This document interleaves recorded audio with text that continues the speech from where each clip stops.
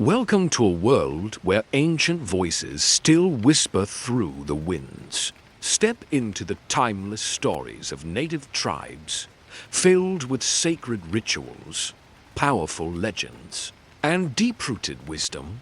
Grab your favorite drink, get comfortable, and prepare to walk the path of spirit, strength, and mystery. Tell us where you're watching from in the comments. Your roots matter here. If these stories move you, give this video a like and subscribe for more sacred journeys.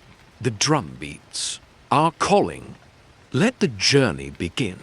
In a forgotten corner of western Washington, there's a tribe whose language was nearly silenced by government decree. A tribe whose spirit animal is the salmon, and whose dreams once mapped the seasons. Their warriors never rode horses into battle, but they mastered rivers, wielded spirit songs, and turned cedar into both armor and art.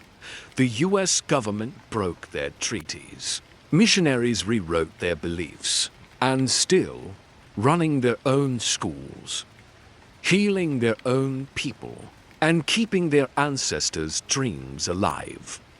The Chehalis River moves slowly now, thick with moss, lined with alder, bending around forgotten bends like it remembers what most of us don't. It once carried more than water.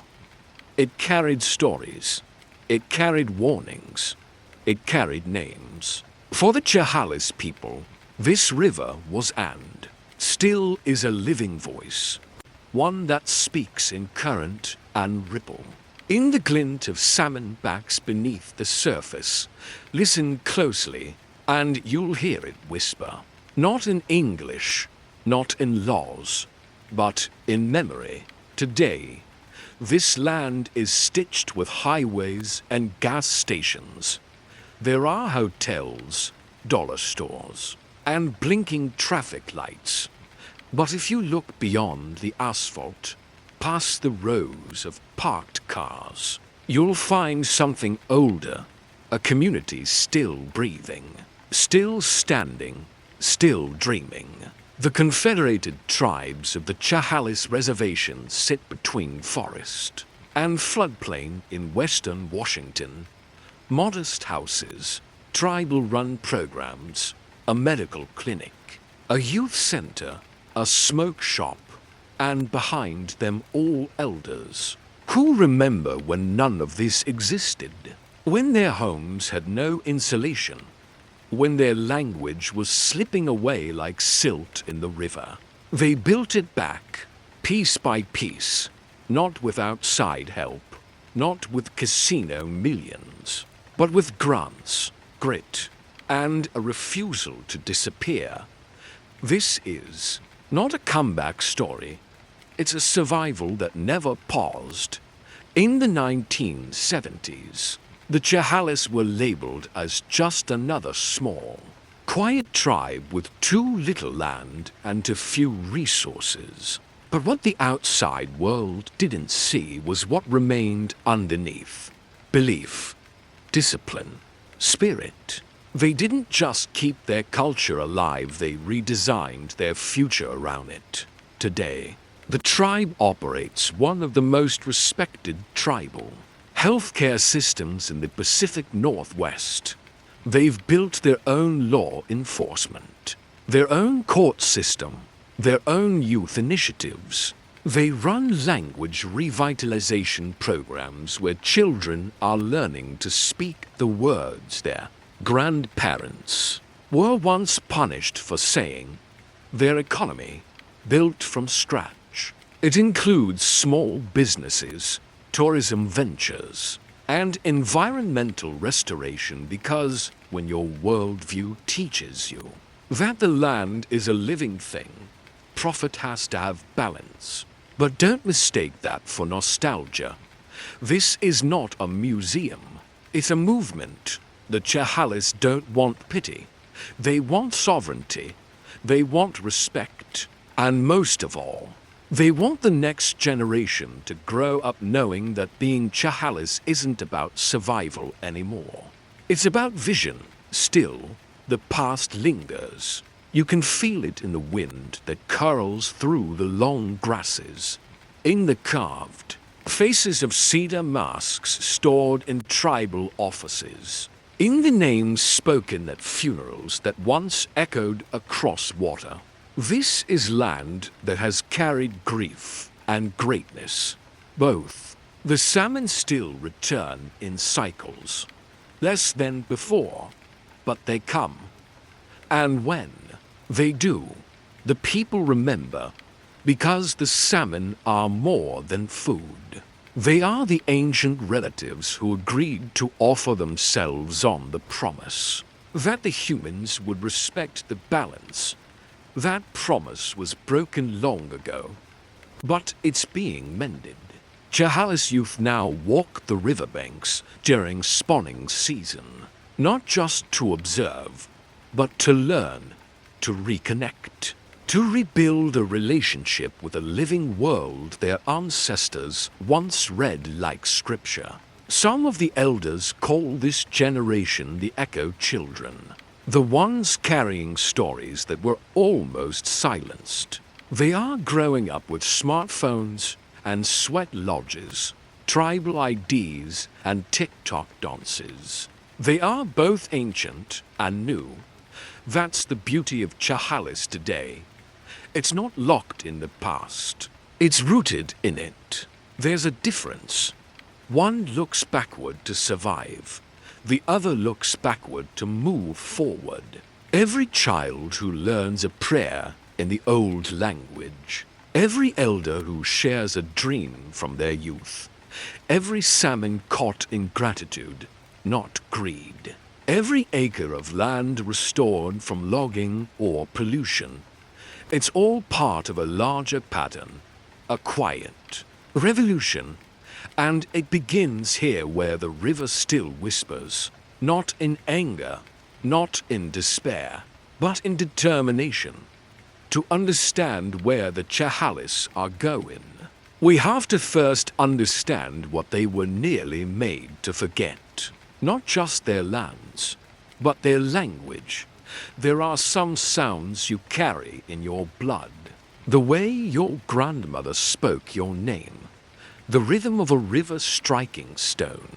The word for eagle that doesn't exist in English but feels like it. Does when said from the throat, not the tongue, for the Chehalis people. Their language wasn't just communication. It was structure, spirit, shelter. It named the things that couldn't be translated, like the feeling of fog, hanging low in a cedar grove, or the exact kind of silence that follows a bad dream. Their language didn't describe the world. It participated in it, but then came the renaming. In the 1800s, missionaries entered Chehalis territory with books, crosses, and rules. They looked at children learning to speak ancestral words and saw it as an obstacle.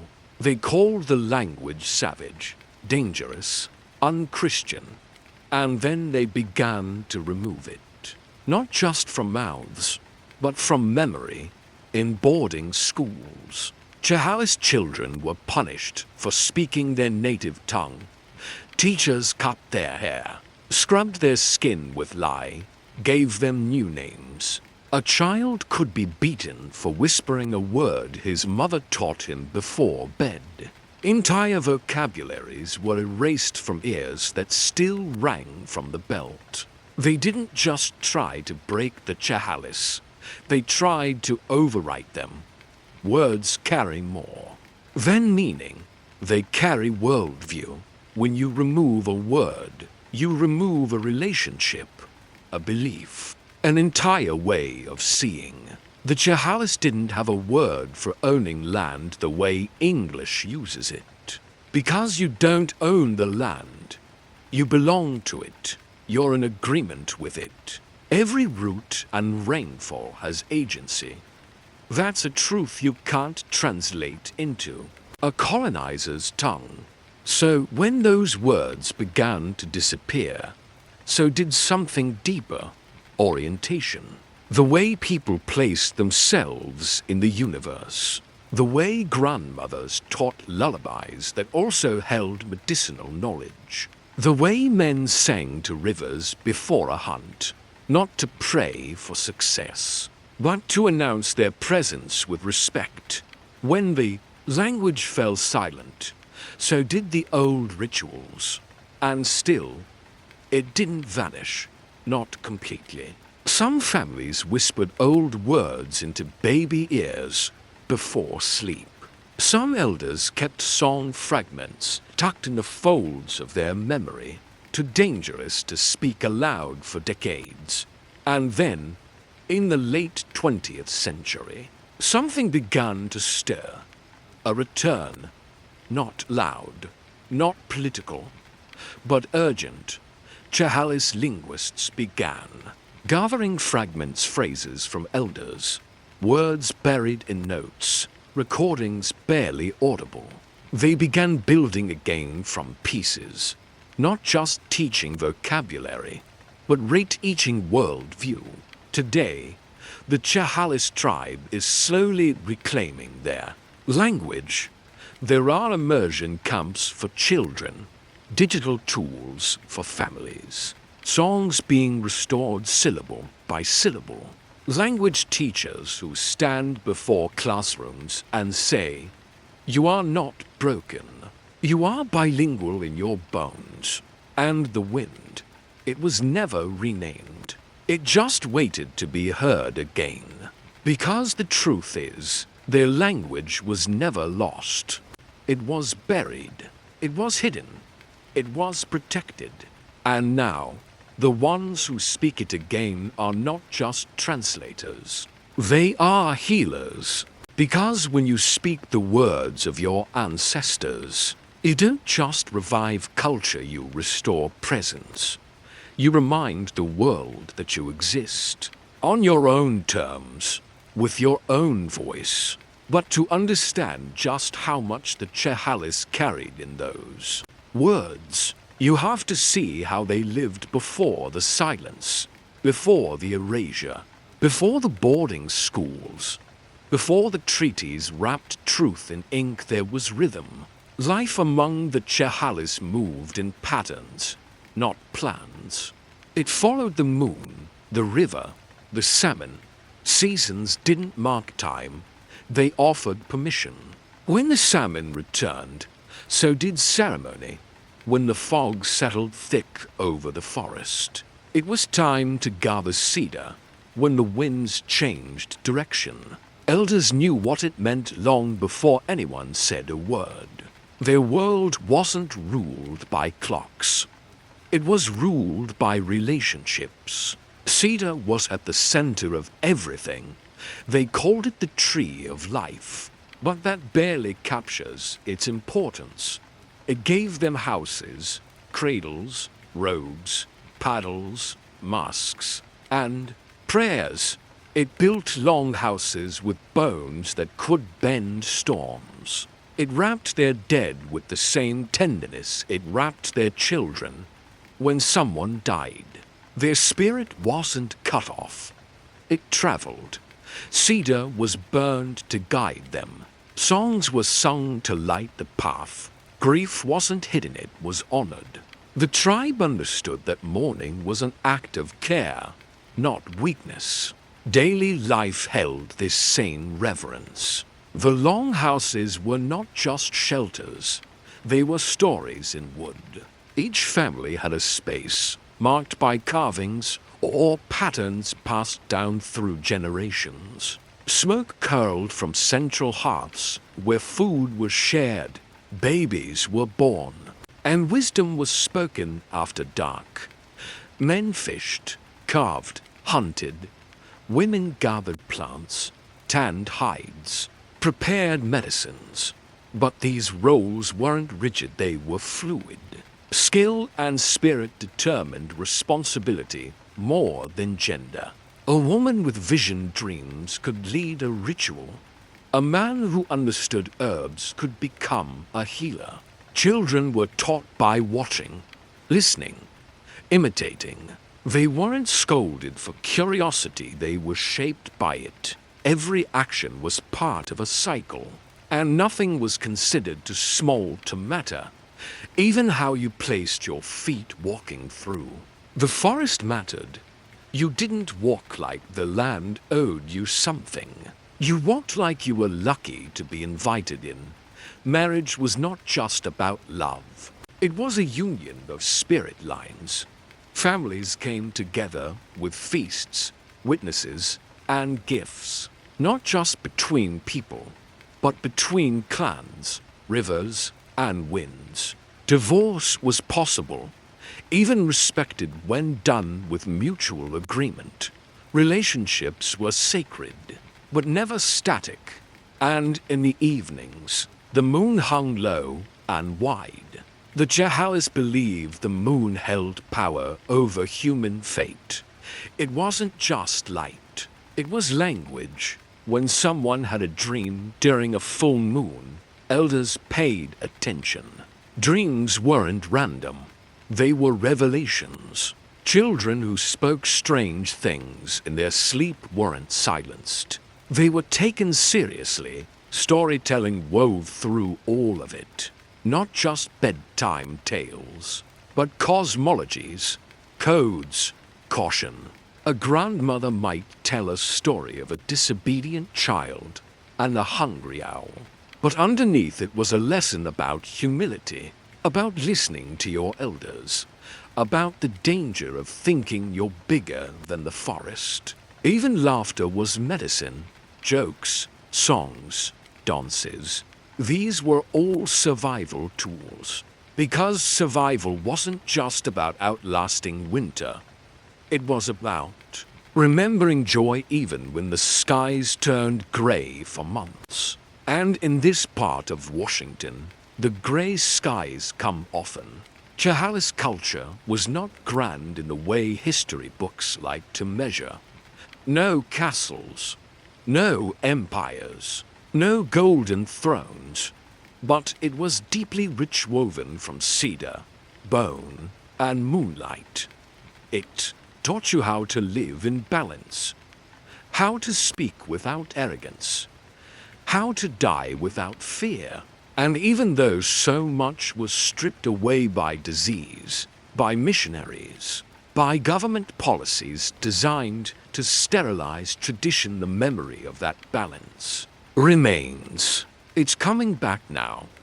In songs sung during youth camps, in sweat lodges built near highways, in children learning to carve with their grandparents' knives. Because when you build your world from natural things, cedar, bone, moonlight, it takes longer to destroy and even longer to forget.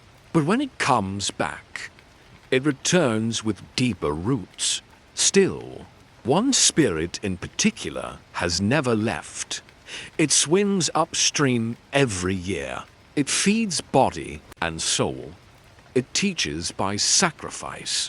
It begins with a ripple, then a flash of silver beneath the water, then the sound, that soft collision of mussel and riverbed, as thousands of salmon hurl themselves upstream like they remember. Something we've forgotten. To the Chehalis people, the salmon is not a fish. It is a teacher, a relative, a spirit who returns, no matter how hard the journey. In their stories, salmon once lived as humans in another world. They made a sacred promise. We will give ourselves to you if you honor us, if you do not waste, if you do not forget. And for generations, the Chehalis kept their end of the agreement. Each salmon run was met with ceremony. First catch rituals, sacred songs. Children watched as elders lifted the first fish with open palms, not gripping, not claiming, but thanking. The fish was never just caught.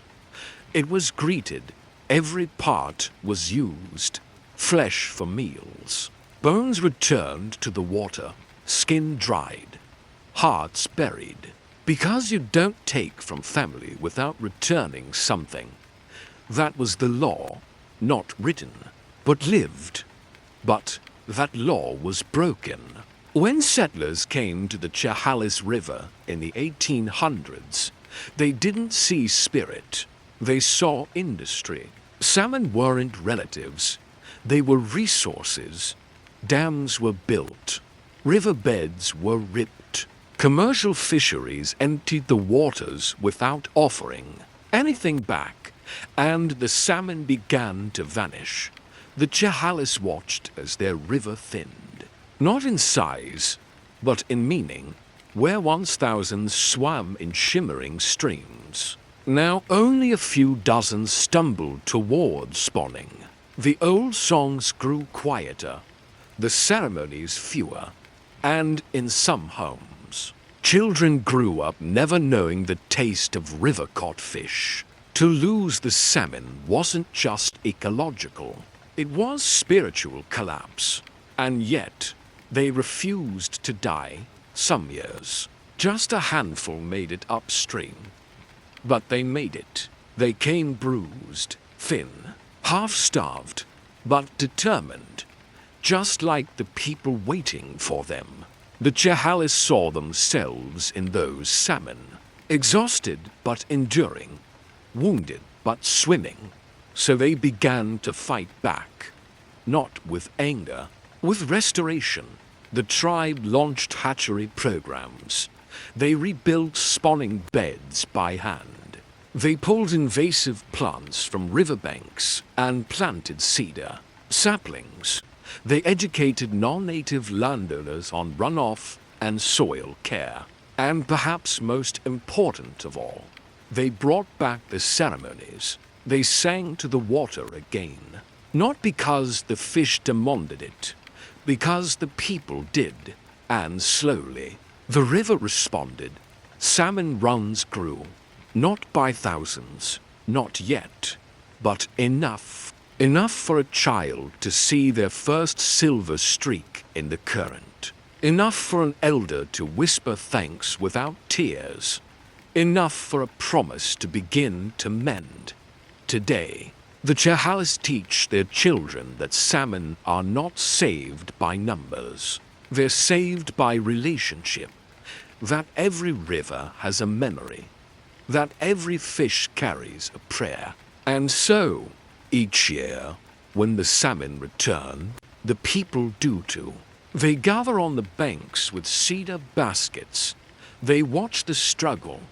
They prepare the feast. And they remember, not the loss, but the lesson, that spirit can live in muscle, that sacrifice is sacred, that some things, when respected, come back stronger.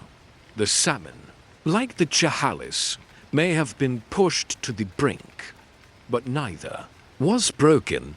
They were simply waiting for someone to remember the old promise and whisper it again into the water. But sometimes memory doesn't come from rivers or rituals. Sometimes it comes from a dream. They called her strange, said she, talked to shadows, woke up singing names she'd never heard out loud, knew when someone was sick before the cough came, knew when the salmon would arrive, days before they broke the surface. She wasn't a shaman. Not exactly. She was a dream keeper. Every Chehalis village had one. Sometimes they were elders. Sometimes, surprisingly, children. Chosen not by vote or bloodline, but by dreams that returned again and again. Uninvited and undeniable. In Chehalis tradition, dreams weren't just nighttime theater. They were bridges between worlds, between ancestors and the waking world, between what was and what wants to be known. They didn't ask. "What did you dream last night?" They asked, "What did your dream show you?" This chapter of the Chehalis story is quiet. No battles, no councils, no signatures.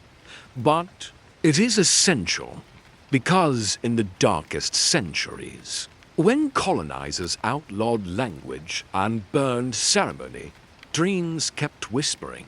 The dream keeper was the one who remembered those whispers. Her name is gone now, held only in family lines and soft-spoken stories. But her diary survived. Pages written in a mix of Chehalis and English, smuggled into a cloth bundle, passed down by 3 generations of women. Some of it's poetry, some is warning. All of it feels like breathing air that was nearly forgotten. She writes of dreams in which deer turn into people, and people turn into rivers. Of ancestors who appear with wet footprints on the floor, asking nothing, saying everything. She once dreamed of fire, weeks before a settler's church mysteriously burned down. She dreamt of a boy with 2 spirits in his chest, and days later, that same child fell into a fever and emerged with songs no one recognized but everyone felt. In these pages, the rules of the world bend gently but never break. Time folds, grief speaks, the moon listens, and more than anything dreams guide. They tell when to fish, when to wait, when to move camps, when to prepare for illness, when to hold ceremony, even if it must be done in secret.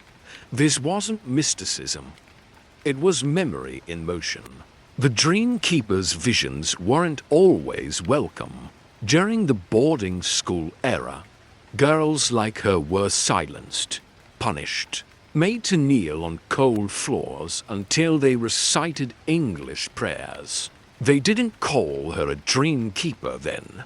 They called her a liar, or worse, possessed. But she kept dreaming, and she kept writing. In one passage, she wrote, "The wind came in my sleep and told me we are not dead, just buried, waiting for rain." That rain came decades later, today. Chehalis educators teach young children that dreams are a kind of inheritance, that to close your eyes is not to escape but to return. Youth programs include dream journals, guided storytelling circles, even translation projects that work backward from old dream fragments. It's not about proving dreams, it's about protecting them. Because in those dreams are songs that haven't yet been sung, warnings that haven't yet arrived, and names that must never be lost. To be Chehalis is not just to carry a past, it's to listen for a future whispered in your sleep. The dream keeper's diary ends not with a goodbye, but with a blank page, as if the story was never hers alone to finish. And it wasn't. Because the dreams didn't die with her, they passed on into new voices, new nights, new visions. But not every message came in symbols or spirit.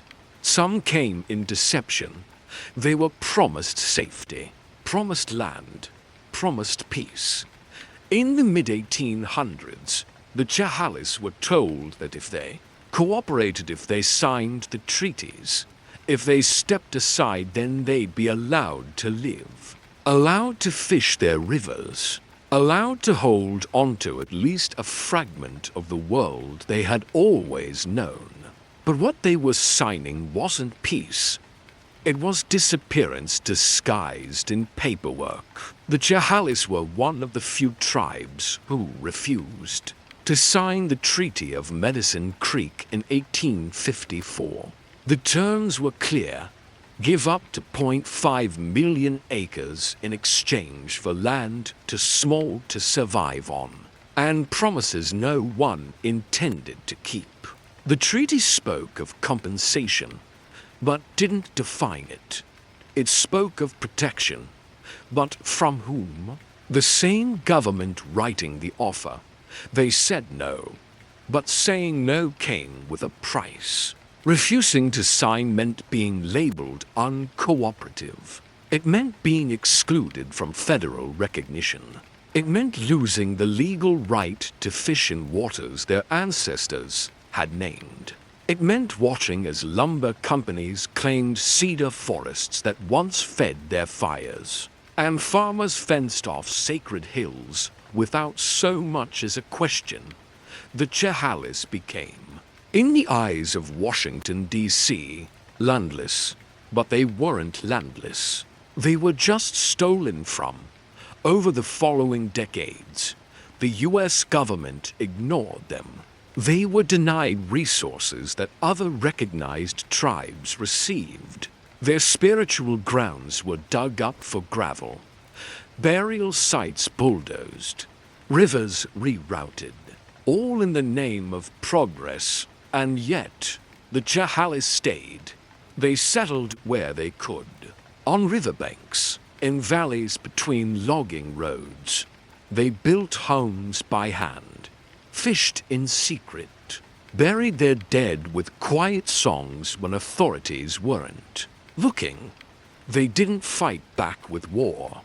They fought back with endurance. In 1864, the U.S. government finally established a small reservation after pressure from Christian Missiona, Rais who had developed sympathy for the tribe's situation.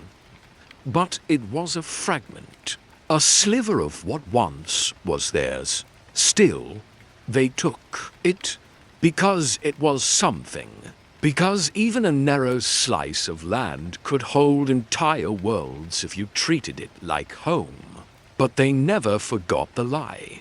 They never forgot the elders who walked for days to plead with officials in Olympia, only to be turned away. They never forgot the land deeds written without their names, the promises made in broken tongues, the treaties that wore smiles but delivered silence. These weren't just legal losses. They were spiritual wounds. Imagine knowing every curve of a river, the place where your grandfather caught his first salmon, where your mother gave birth in a cedar hut, and then being told it was no longer yours. Not because someone earned it, but because someone wrote it that way. But lies have lifespans, and the truth, like a river, always finds a path. In the 20th century, the Chehalis began organizing, quietly, strategically.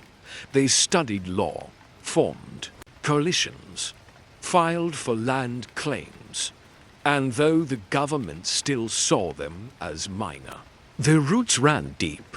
They weren't a forgotten people. They were a watching people. And when the time was right, they began to reclaim not just land, but voice. They built councils. They created programs. They demanded recognition not with weapons, but with paper of their own. This time, they wrote the terms. Today, the Chehalis tribe operates under a constitution of its own making. They control their own services, enforce their own laws, and raise children to understand both the deception of history and the power of remembering. The treaties may have lied, but the people never forgot. And forgetting is what erasure depends on.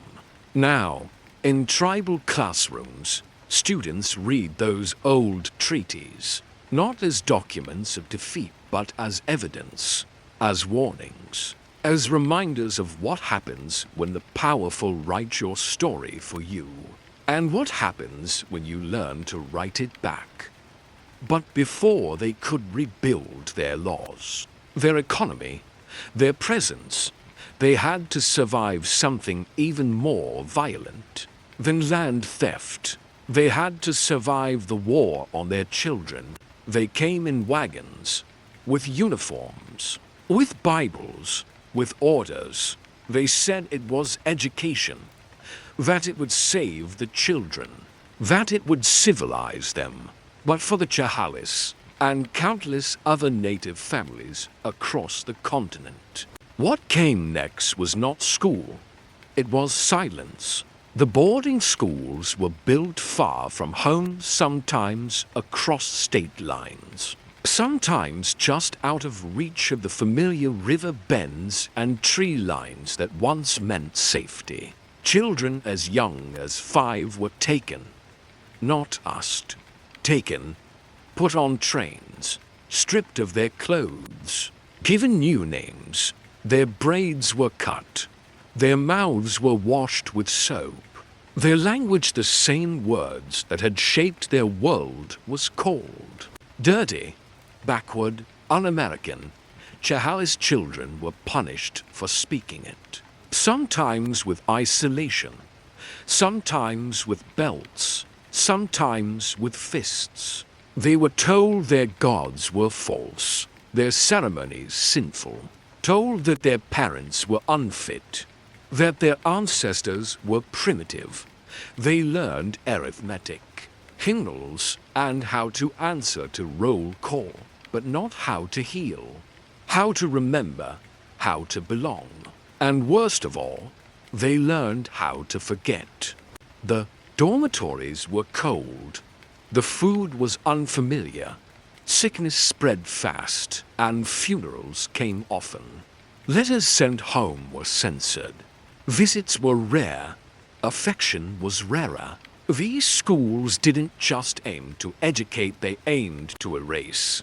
And for a time, it worked. When some children returned years later, they could no longer speak the Chehalis language, could no longer remember the prayers their grandmothers taught them, could no longer dream in the shape of salmon or cedar. Their own homes felt foreign.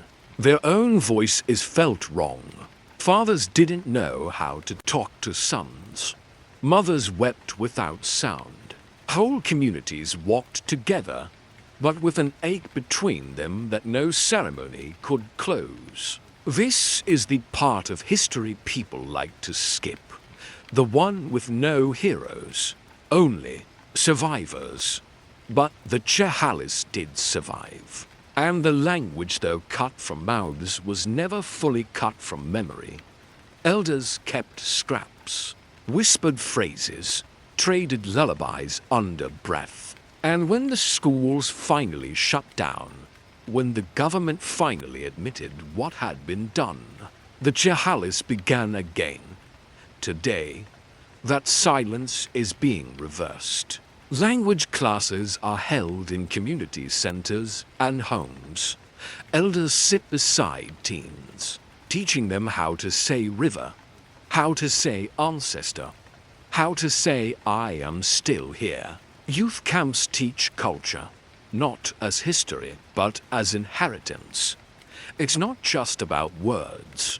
It's about worldview, about reclaiming the parts of themselves that were once locked in dormitory walls and missionary prayers. In these classrooms, there are no punishments for mispronunciations, only encouragement, only pride. And in the eyes of the elders' watching eyes, that once stared through boarding school bars, it's as if time is finally folding in the right direction. Because the healing doesn't just belong to the children, it belongs to the grandparents, to the ones who couldn't speak their language, now watching their grandchildren speak it for them. This isn't restoration, it's resurrection. And though the trauma still echoes through addiction, through silence, through missing years, so does the recovery. One word at a time, one story at a time, one voice at a time. The Chehalis didn't just survive the boarding schools, they outlived them. And now, They're writing their own curriculum based not in shame, but in sovereignty. But the old ways weren't kept in classrooms, they were kept in the land. And the Chehalis never stopped listening, because long before paper and pencils, they had a different kind of school. There were no desks, no chalkboards, no bells, and yet every Chehalis child knew where to go when they wanted to learn. The forest, tall cedar trees swayed like wise elders, whispering with every gust of wind. Mushrooms dotted the forest floor in careful silence, reminding young gatherers to step lightly, to look closer. Streams carved paths between the trunks like veins, carrying fish, stories, and spirit through the body of the land. This was where lessons happened, where the oldest knowledge was passed down, not written down. The cedar taught them how to build. It gave its bark for baskets, its trunks for homes, its oils for healing. Every part of it had a purpose, but more than that, it taught humility, to take only what you need, to always offer tobacco or song in return. A tree was never just a tree. It was a keeper of memories, a witness to weddings, burials, and songs. The moss taught softness, that growth can come slow, quiet, patient. The raven taught cleverness, the owl taught timing. Even the spider, weaving its delicate threads between fern leaves, was a professor of structure and purpose. Chehalis children didn't need textbooks to understand medicine. They had salmonberry and devil's club, yarrow and wild mint. They didn't need history books to learn who they were. They had the land, and the land remembered everything. In every leaf, there was language. In every root, a reason. In every trail, a truth. But when colonizers came, they didn't understand that knowledge. They chopped it down. Logging companies arrived with steel and profit in their eyes. Trees older than cities were cut in hours. Animals fled. Streams choked with mud. Medicines disappeared before names could be remembered. The Chehalis watched their libraries fall tree by tree, and when they spoke up, they were called superstitious, primitive, emotional, as if the knowledge passed down for thousands of years was less valid than a ledger in a filing cabinet. But even as the forest thinned, the memory of it stayed full. Elders who grew up under those canopies began sharing what they knew, not in secret anymore, but in ceremony. They taught how to read the land again, how to smell a storm before it arrives, how to follow elk trails with your ears, how to spot healing plants hidden in plain sight. And slowly, branch by branch, root by root, the forest began to return. The Chehalis tribe now leads restoration projects. They replant cedar groves. They host land-based education programs for youth. They track salmon runs and wildlife migrations. And they fight back, not with guns, but with permits, policies, and ancestral science. They're not just protecting trees, they're protecting classrooms and the teachers who don't speak with voices. Because here, a trail is not just a way through the woods. It's a way back to who you are. Today, when Chehalis children walk through the trees, they're not just hiking, they're reading, they're remembering, and most of all, they're relearning how to listen. Because you can't truly know your people until you know the land that held them, and the land still holds them, still speaks, if you learn how to hear it. But even knowledge needs protection, and for the Chehalis, true sovereignty means more than just memory. It means power. They said we wouldn't last. That after the treaties, the boarding schools, the bulldozers, we'd crumble. That we'd fold into poverty, addiction, silence. That we'd forget who we were and become shadows of who we'd been. They were wrong. Yes, there were years where the nights stretched long and cold. Years when alcohol dulled the pain because no one taught us another way to survive it. Years when our own people turned inward, broken not by weakness, but by a wound no one outside could see. There were funerals too soon, children growing up in households barely held together, a silence that followed families, not out of shame, but out of exhaustion. They pointed at that silence and said, "See, they're fading." But they never asked what had caused it. They said we were poor, but they didn't see what was stolen. They said we were angry, but they never asked who lied to us for generations. They said we were broken, but they mistook grief for failure. What they couldn't understand, is that the Chehalis weren't broken. We were rebuilding. Pain takes time to translate into purpose, and the Chehalis began to rise not with fanfare, not with revenge, but with strategy. In the late 20th century, leaders from within the tribe, descendants of survivors, children of those who had lost their language and land, stepped forward. They weren't warriors in the old way.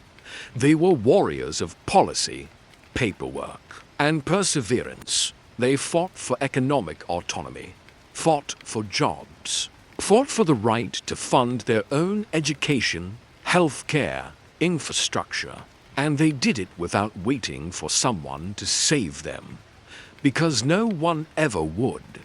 In 1974, a single fish case, United States v. Washington, became a spark. The ruling upheld tribal fishing rights in the Pacific Northwest. For the Chehalis, it wasn't just about fish. It was about identity, about voice, about standing in court and saying, "We were here first, and we're still here." More followed. Tribal enterprise grew. The Chehalis opened businesses. They invested in renewable energy. They created jobs, not just for their own people, but for surrounding communities. They didn't just rise, they lifted. But the real revolution didn't happen in boardrooms. It happened in classrooms, in kitchens, on playgrounds, and in tribal council meetings. It happened every time a Chehalis child was told, "You are sacred. You are not broken. You are the continuation of 10,000 years of strength." Because healing isn't loud, it's patient and powerful. Today, the Chehalis are building clinics, housing developments, wellness centers. They run their own police force, their own health programs, their own economic strategy. They control their own narrative. But none of this erases the cost. The trauma still lingers, not as an anchor, but as a map, a reminder of how far they've come, of how they refused to disappear. Because this isn't a story of overcoming weakness. It's a story of outlasting injustice. And every time the world said, "You are broken," the Chehalis answered, "We are not done." What they couldn't break was the will to belong, the will to protect the next generation, The will to say, we matter, even when your records forgot us. But there's one part of the story that outsiders still don't know. One wound that's rarely spoken aloud, because it hurts too much. A story about those who vanished, not just from land, but from memory. The Constitution was never written with us in mind. Not the Chehalis, not any tribe. We were included in its footnotes, its exceptions, its backhanded deals, but never its promises. And for generations, the laws that ruled us were made by people who didn't know our land, our families, our way of life. So one day, we stopped waiting for fairness. We stopped asking. And we started writing. Not with quills or powdered wigs, but with memory, with ceremony, with sovereignty. It began in community meetings, not government buildings, in living rooms, in gymnasiums, in open-air gatherings where elders, youth, and leaders sat in circles and asked the most dangerous question of all. What if we decide what justice means for us? They talked about fishing rights, about burial protections, about who gets to belong. They didn't always agree, but they always spoke from one truth. We are still a nation, and nations write their own laws. The Chehalis didn't just draft rules, they drafted resilience. They passed tribal codes that prioritized wellness over punishment. They formed courts that combined Western legal systems with traditional values, where healing, not just guilt, could guide the verdict. They enforced environmental laws that respected rivers as relatives, not just resources. And in 1975, when the Indian Self-Determination Act was signed, it unlocked something deeper. Power, not granted, but reclaimed. The Chehalis took back control over education, over health care, over land management. They appointed their own judges, wrote their own statutes, decided what justice looks like when it wears moccasins, not gavels. This wasn't about revenge. It was about rebuilding the sacred balance that had once been law long before colonizers arrived. Because the first laws weren't carved in stone or drafted on paper, they were carved into memory, into salmon runs, hunting paths, and fire rings. Laws of reciprocity, of respect, of survival. And now, they're back, not as folklore, but as policy. Chehalis leaders created protections for elders, support for single mothers, investments in addiction recovery rooted in culture, not shame. They didn't mimic the American system. They tailored their own. Where outsiders see a reservation, the Chehalis see a sovereign government. A government built not on dominance, but on healing. And with every law passed, every ordinance upheld, every youth mentored in the tribal legal program, a new message echoes through the halls of Chehalis administration.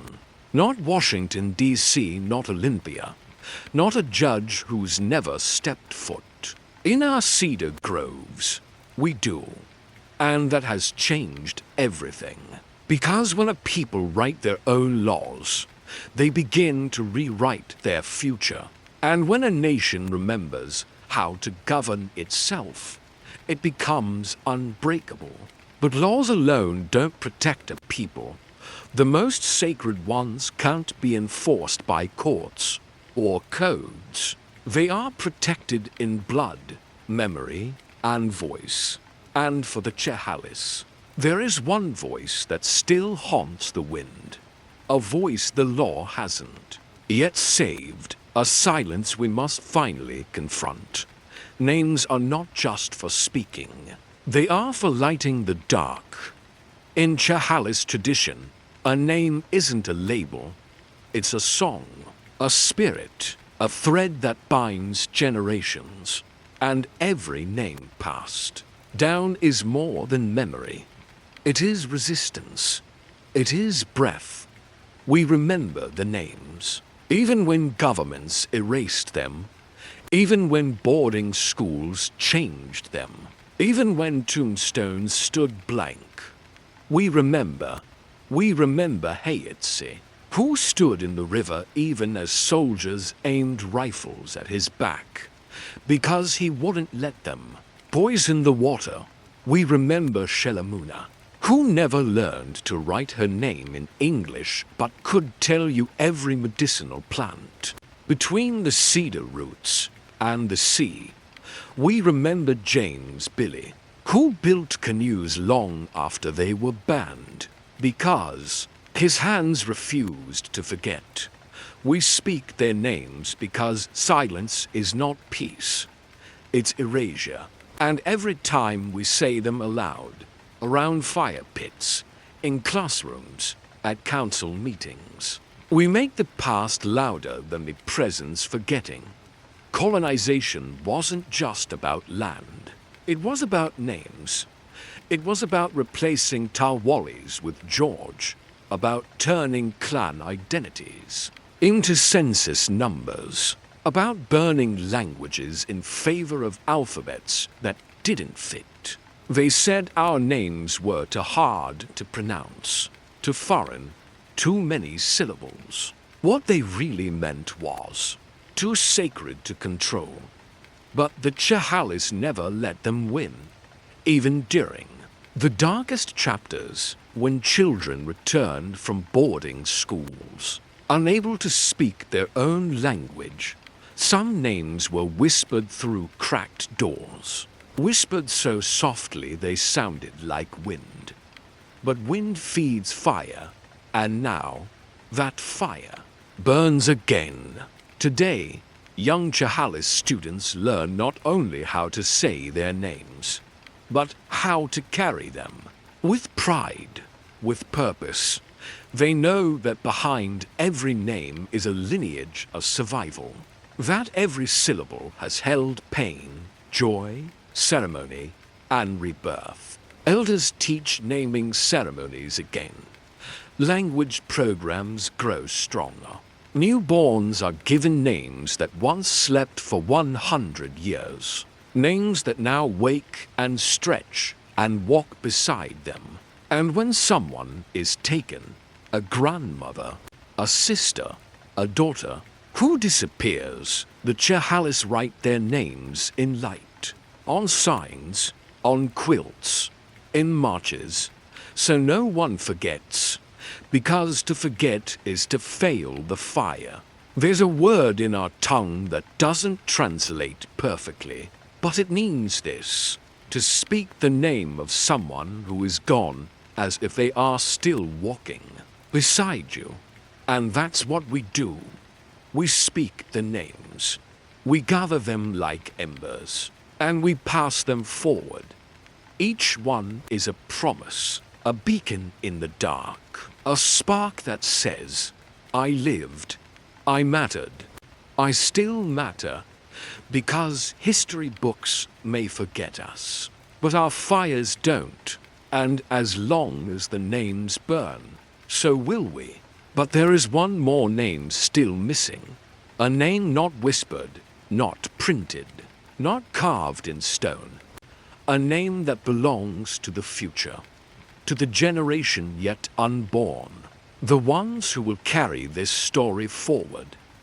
It begins where it always began, at the water's edge. The Chehalis River moves like memory, not fast, not loud, but steady, patient, knowing. It doesn't rush to be noticed. It simply is. It has always been, just like us. Long before Washington had a name.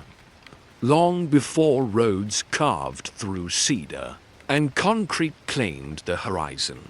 The river carved its own path. And beside that river, the Chehalis people sang, fished, prayed, buried, mourned, dreamed. Everything started here, and nothing, not war, not laws, not broken promises, ever stopped it. Because we are not a page in a textbook. We are not statistics on poverty lines or grant proposals. We are not a museum display. We are a current. We are the water that remembers the bend, the drop that carries both sorrow and seed. We are the river that keeps flowing. You can see it in our children now, the ones who speak English at school, Lashutsi at home, who text and drum in the same afternoon, who code computers and braid cedar at the same table. They are not torn between two worlds. They are building a new one where the trauma isn't hidden, it's healed. Where the stories aren't just for winter fires, but for podcasts, for films, for classrooms, for everyone. They sing songs that were once illegal.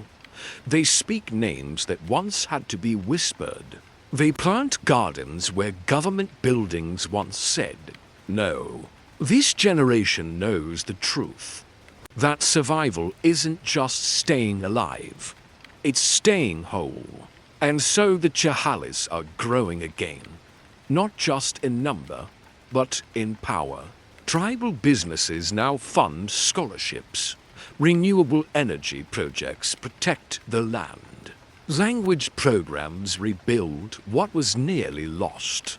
And cultural centers pulse like living. Hearts teaching old ways to young hands. The river teaches us that movement isn't forgetting. It's remembering in motion. Every bend it takes is a lesson to flow around obstacles, not through them, to carry what came before, but never let it drag us down, to be shaped by struggle without being stopped by it. Some tribes vanished from maps, but the Chehalis, we became the map, the blueprint for what survival with dignity looks like. We carry those who came before not like weight, but like rhythm. We don't just tell their stories, we live them forward. We are the dream our great-grandmothers had when their language was banned. We are the drumbeat our great-grandfathers heard when they prayed for strength in silence. We are the answer and the continuation, still sovereign, still sacred, still singing. And yes, we know the world will try again to forget us, to rename us, to silence us. But the river doesn't stop when no one's watching. It doesn't need permission to flow, and neither do we. So let this be the ending that isn't an end. Let it be a beginning that knows where it came from. Because we are not relics, we are not ruins. We are not just survivors. We are the river, and we will keep flowing for as long as there is memory, for as long as there is breath, for as long as the cedar sways and the salmon return and the wind speaks our names. The Chehalis story isn't over. It never was. It never will be. Because we are the river, and we are still moving. Fade into silence. Then the water rushes. One final ripple, and it carries us forward.